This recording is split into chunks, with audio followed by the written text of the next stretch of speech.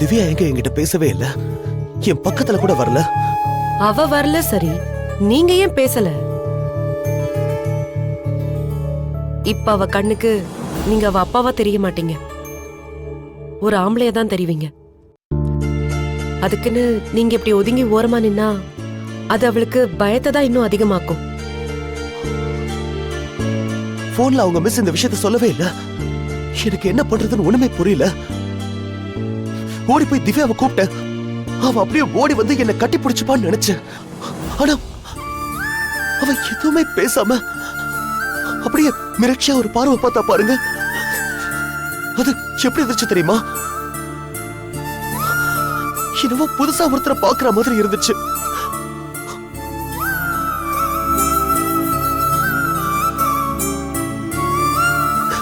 திவ்யா எப்ப எதுனாலும் என்கிட்டதான் முதல்ல கேட்பா, என்கிட்டதான் முதல்ல சொல்லுவா.